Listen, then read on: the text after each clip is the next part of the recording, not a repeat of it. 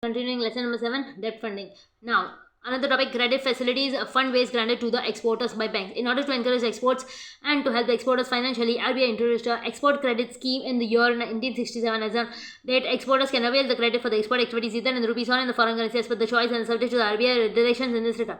The following are the broad financing schemes available for the exporters. Now, export credit, rupee export credit, pre-shipment packing credit, post-shipment credit, export credit, rupee deemed export credit, pre-shipment packaging credit, post-shipment credit, export credit, foreign currency export credit, pre-shipment packing credit, post-shipment credit. Alright. Now, rupee export credit, a finance facility for the exporters available in the Indian currency in the following two terms: pre-shipment packing credit and post-shipment credit. Now, a short-term advance loan given to the exporters for procuring, processing, manufacturing, packing goods prior to the shipping such goods. Such export credit can be given for the working capital purposes. The banks are at the liberty to decide the tenure of such loans, which is usually up to 3-6 months, or in exceptional cases 9 months, depending upon the individual cases. These loans are given on the concessional interest rates. If these loans are not registered by the submission of the export documents within 360 days, banks will charge the nominal rate of the interest on such loans advances instead of the concessional rates. Now, pre-shipment advances are to be repaid out of the finance made available at the post-shipment stage or from eligible resources of the exporting customer as per the RBI guidelines. Now, here is the example of the pre-shipment credit. XYZ Limited export of the cotton ready-made garments in India has secured firm export order from the UK to supply 1 lakh cotton shirts for the particular size. For executing this order, the Indian exporter would require to buy raw cloth, to get the cloth cut, stitch, iron, check all shirts for any defects, to rectify, label, packed and shipped. The finance needed for this entire cycle by the exporter is called pre-shipment finance packing credit. Okay, now post-shipment credit. This is again a short-term advance loan given to the exporter after the shipment of the goods to the date of the realization of the proceeds of the exported goods. Such a credit facility granted to the exporter has to be repaid out of the proceeds of the goods exported or from the eligible resources of the exporter as permitted by the RBI right directions. The period of such advances loans was specified by the Foreign Exchange Dealers Association of India. Foreign Exchange Dealers Association of India. Example: taking the pre-shipment of the example of the XYZ Limited mentioned above, once the XYZ Limited has shipped the goods, they can present the shipping documents along with the commercial documents of the transaction to the bankers for drawing the post-shipment credit. XYZ's bank can grant them post-shipment credit in the following ways: by purchase, discounting, negotiation with export bills, by providing an advance against the export bills given for the collection, by providing an advance against the export incentives receivables from the government. Okay, then the loan amount of the post-shipment will be used by the XYZ bank to close the pre-shipment advance loan granted to the company. Either the post-shipment advance granted by the XYZ Limited's bankers will be closed out to the exporter, proceeds that will be received by the bank from the importer's bank in UK subsequently. Rupee deemed export credit. A deemed export transaction is one with the goods are supplied to the project in India itself, which are funded by the international multilateral agencies, or the goods are supplied to the UNS and the SEZs or the foreign shipping companies calling on the Indian imports. Such supply of the goods foreign tourists to the foreign tourists, etc. Such a proceeds of the such goods supplied to the in paid in the foreign currency. Such a transactions are treated as prima facie export transactions and enjoy incentives and other concessions given to the normal export transactions. Pre-shipment and post-shipment credit facilities granted to the rupee deemed export credit transactions are similar to the finance credit extended under the rupee export credit. Pre-shipment as well as the post-shipment is described here. Other deemed export transactions as the date of the supply of the project's SEC units foreign tourists is taken as the date of the export. Also, the value of the transaction will be based on the free on rails being basis instead of the usual free on board basis usually associated with the export transactions. Foreign currency export credit. Okay, a short-term working capital finance facility available to the exports in the foreign currency in the following manner: pre-shipment credit in the foreign currency. The objective of the PCFC facility is to provide an additional source of the finance at the internationally competitive rates to the Indian exporters. Alright, normally this facility is applicable to the cash exports where the payment of the goods is received prior to the export. An exporter can avail the PCFC in the following ways: avail pre-shipment credit in the rupees and convert them same into the foreign currency at the discretion of the financing bank. Avail pre-shipment credit in the foreign currency and discount. Similarly, discount export bills in the foreign currency under the export bill rediscounting scheme. Okay, avail pre-shipment credit in the rupees and the post-shipment credit in the rupees in the foreign currency by the rediscounting export bills under the EBR, that is export bill rediscounting scheme. Now, PCFC is normally available in the maximum period of 360 days. Further extension is subject to the financing bank's terms and conditions. PCFC is liquidated by the discounting and the rediscounting the exports under the bills under the EBR scheme at the post-shipment rate stage. Now, PCFC is also allowed for the deemed exports subject to the maximum period of 30 days or up to the date of the payment by the project authorities, whichever is earlier. PCF is also subject to the overall directions of the RBI from time to time in this regard. Now, post-shipment credit in the foreign currency. Banks are permitted to extend the PCFC Currency, foreign currency. Facility to export to customers by utilizing the foreign exchange resources held by them or availed by them from the foreign banks by the way of the line of the credit, the foreign currency, etc. through the discounting, the usance export bills received on the customers who have availed the PCFC or otherwise by the rediscounting these bills with the foreign banks. Normally, the PCFC scheme covers export bills of the UL's period up to 180 days from the date of the shipping. If the customer is eligible to draw the bills beyond the UL's period of 180 days, PCFC facilities allowed to be provided beyond the period of 180 days too. Banks can discount the export bills abroad and square up to PCFC. Very important topic, import finance. Apart from the usual financial methods of the short-term credit facilities, import finance can also be availed by the importers in India through the buyer's credit, supplier's credit, as well as to external commercial borrowings. A brief overview of this is the same. Buyer's credit. Buyer's credit refers to the loans for the payment of the imports into India arranged by the importer from the overseas bank or the financial institution. Supplier's credit. Supplier's credit relates to the credit for the imports into India extended by the overseas supplier. Now, buyer's credit. Imports should be permissible under the extend foreign trade policy of the Director General of the Foreign Trade, okay, DGFT. Now, supplier's credit in this case to imports should be permissible under the extent of the foreign trade policy of the DGFT, that is the Director General of the Foreign Trade. Now, buyer's credit for the overseas export of the transactions becomes the cash. Supplier's credit, the important pays as agreed amount of the down payment and the balance amount are paid in the installments over the deferred period. Buyer's credit, since the facilities are provided by the overseas bank, the interest rates may be slightly high. Supplier's credit, since the facilities are provided by the supplier itself, the interest rates are comparatively low. The topic external commercial borrowings is covered in details. Okay, lesson number 9. Now, one of the new topic, forfaiting. Forfaiting is a mechanism through which the exporters can avail the finance by discounting their medium-term, long-term export receivables with the intermediary called forfeiter. Now, long-term receivables can also be as long as 10 years, whereas the medium-term can be anywhere between 3 to 5 years.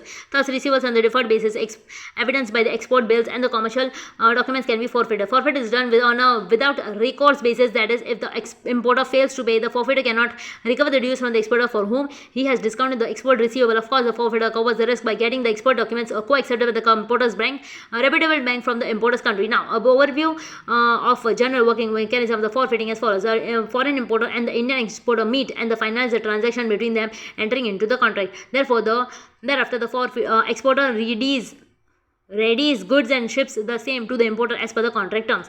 Exporter simultaneously prepares a set of the export documents which are in the standardized formats of the forfeiter. Okay. Then next, beforehand, the foreign importer agrees to get the co-acceptance that the export documents sent by the Indian importer from his reputed bank in his country as agreed between him and the exporter. This is known as availized document. Once the co-accepted documents reach the exporter, he hands over the same to the forfeit the same. That is, discount the same without recourse basis to him. Now, the forfeiter discounts the same and credits the amount of the bill after deducting his charges such as a commitment fee, discount and documentation fee. The forfeiter thereafter sends the export documents to the importer's bank, co-accepted bank, for the reimbursement of the maturity date of the bill. Now, the forfeiting is an approval method of the export financing by the RBI. Exim Bank in India has been authorized to facilitate the forfeiting transactions. The advantage of the exporter is that he can convert the credit sale into the cash sale without recourse to him or his bank. The difference between the forfeiting and the factoring is covered in the later part of the lesson. Alright, now, new topic, project finance. Project finance is a long-term financing of the infrastructure and industrial project based on the projected cash flows of this project, mostly obtained for the real estate development projects and for the infrastructure projects.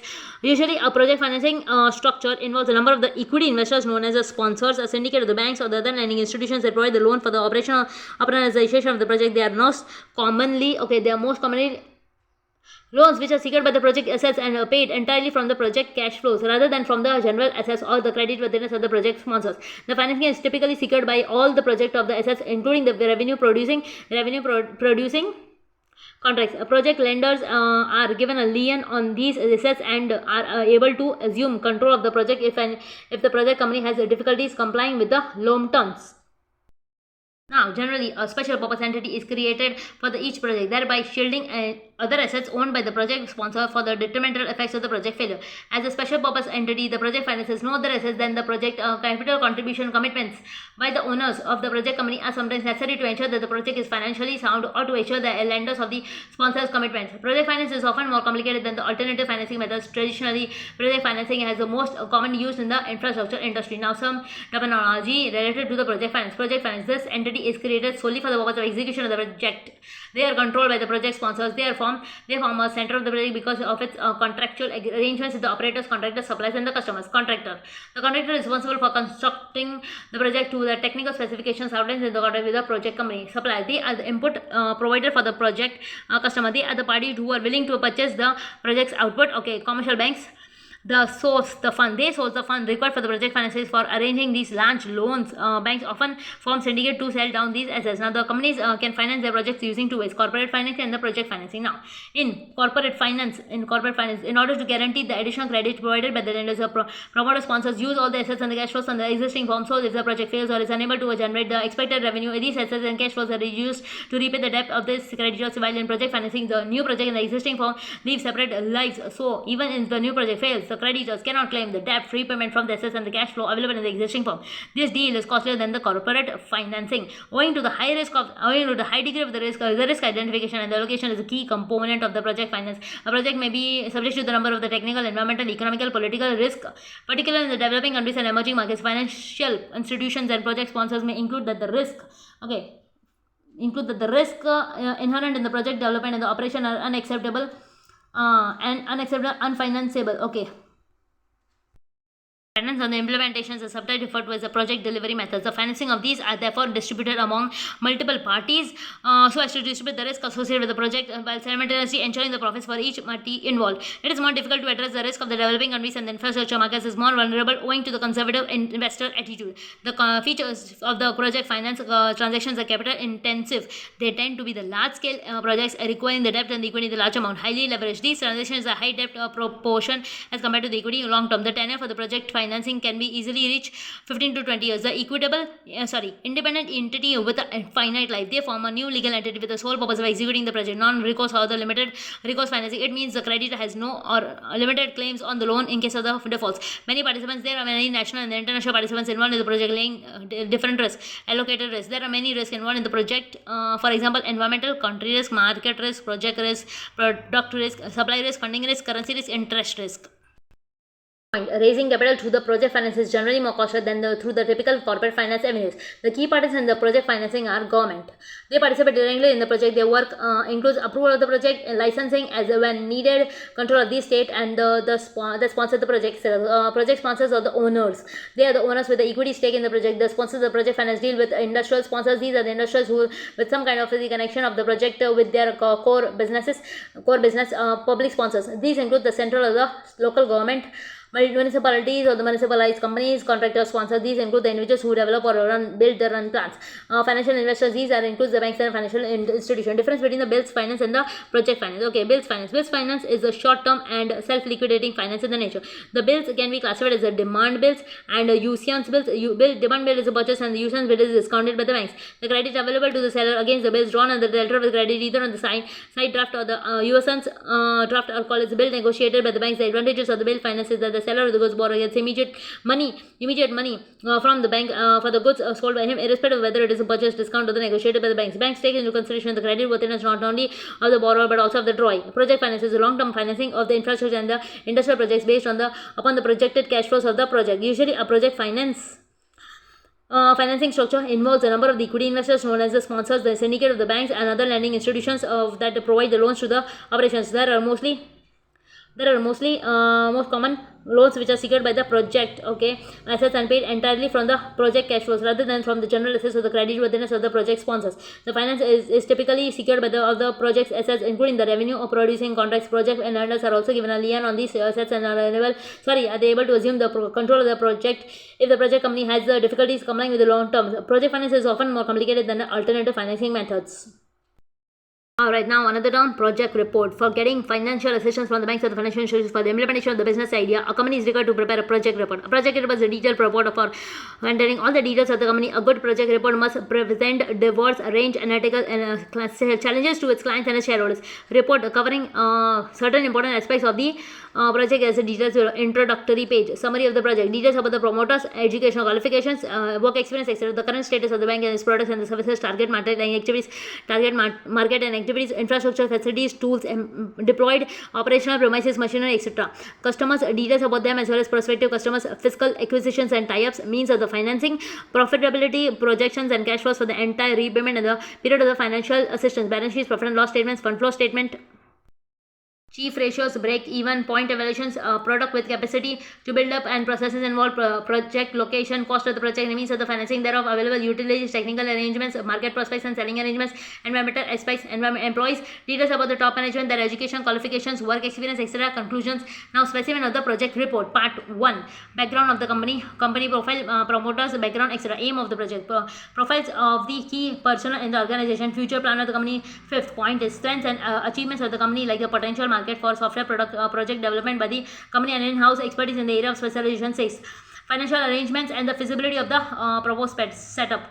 7. Market strategy, marketing arrangements, marketing tie-ups, if any. 8. Export performances for the last 3 years in the case of the existing firms and the last year's balance sheet in only the case of the existing one, not applicable to the unit.